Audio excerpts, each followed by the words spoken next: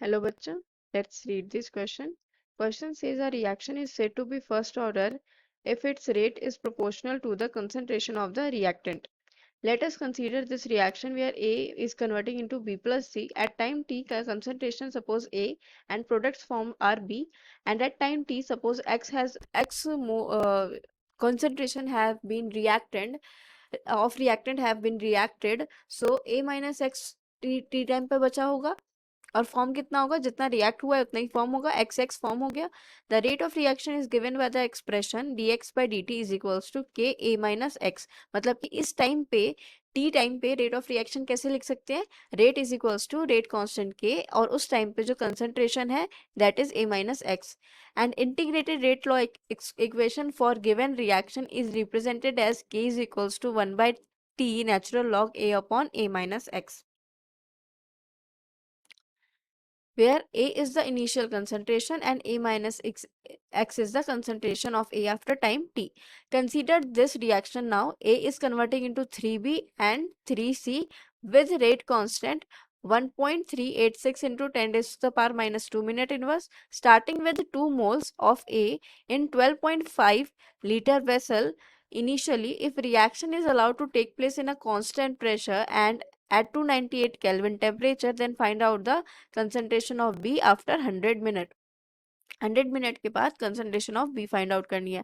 यहाँ पे की कॉन्सेप्ट क्या यूज करेंगे, देखो की कॉन्सेप्ट आपको ये जो रिएक्शन गिवन है ना उसमें ये आपको distribution of the concentration at different times लिखना आना चाहिए. जैसे कि यहाँ पे ए रिएक्ट करके क्या बना रहा है 3B प्लस 2C ये बना रहा है. अब time t is equals to 0 पे कितना बोला है, कितना मोल्स लिया है, 2 मोल्स लिया है. ठीक है, ध्यान देना ये मोल्स की टर्म में बात कर रहे हैं, कंसंट्रेशन नहीं. कंसंट्रेशन का तो हमें मोल्स को वॉल्यूम से डिवाइड करके कन्वर्ट करना पड़ेगा. तो यहाँ पे की कॉन्सेप्ट में देखो ये भी कंसंट्रेशन जो होता है वो क्या होता है, is equals two moles divided by volume in litre. ये होता है कंसंट्रेशन का फॉर्मूला. तो मोल्स को हमें कंसंट्रेशन में बाद में कन्वर्ट करना पड़ेगा. ये होगा 0, ये 0. At time is equals to 100 minutes क्या हो जाएगा, कुछ रिएक्टेंट रिएक्ट हो जाएगा. तो सपोज एक्स मोल यहाँ से रिएक्ट हो गया, फॉर्म कितना होगा 3x एंड या 2x. स्टाइकोमेट्रिक कोफिशिएंट जो होती है उससे मल्टीप्लाई भी करना पड़ता है. ठीक है, ये जो यहाँ पे जो ऊपर रिएक्शन है a gives b plus c, यहाँ पे जो क्वेश्चन में मेंशन है, यहाँ पे तो स्टाइकोमेट्रिक कोफिशिएंट 1 था इसलिए सिंपल x फॉर्म हुआ. बट यहाँ पे स्टाइकोमेट्रिक कोफिशिएंट 3 और 2 है तो 3x एंड 2x फॉर्म होगा. तो यहाँ से टोटल मोल्स कितने आ जाएंगे, 2 minus x plus 3x plus 2x. तो यहाँ से टोटल मोल्स आ गया हमारा 2 plus 4x. This is the total number of moles.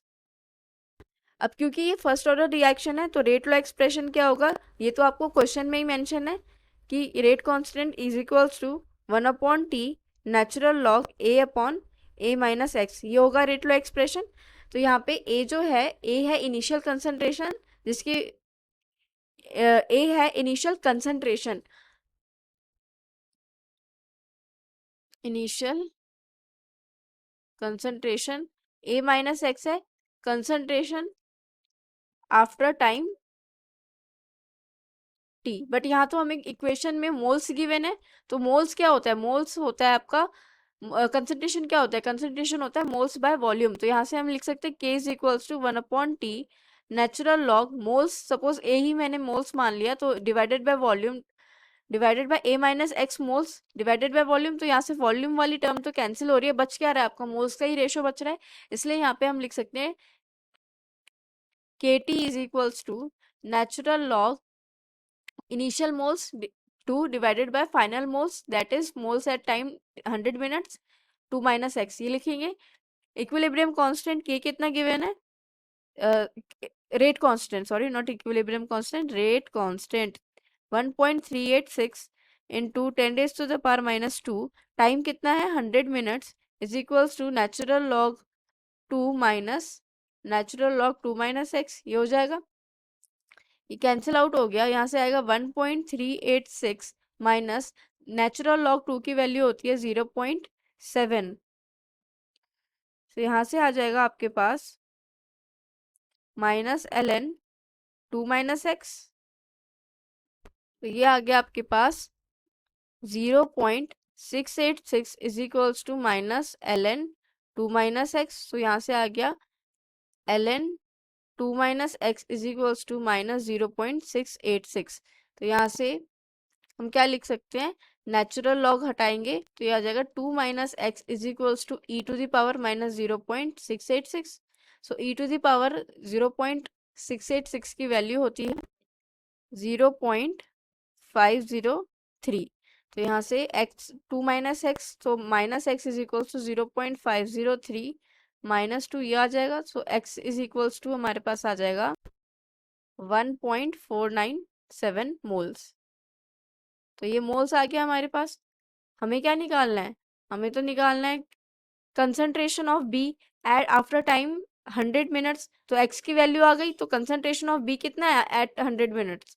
Concentration of moles of B है हमारा 3x और वॉल्यूम कितना है 12.5। तो यहाँ पे कंसंट्रेशन, यहाँ पे लिखो moles of B at 100 minutes will be equals to 3x, that means 3 into 1.497. So here we will get moles of B at 100 minutes is equals to 4.491। अब हमें क्या निकालना है, concentration of B at 100 minutes, it will be equals to 4.491 divided by volume 12.25, यही है ना, 12.5 है, sorry 12.5। so it will be equals to 0.359 molar. ये आ गया आपका फाइनल आंसर। अब देखो किससे मैच कर रहा है ये, एग्जैक्ट 0.59 को नियरली इक्वल्स टू किसके लिख सकते हैं, it will be nearly equals to 0.36 right molar. तो ये किससे मैच कर रहा है, it is matching with option B. So ये हमारा option B will be final answer. Option B will be the final answer.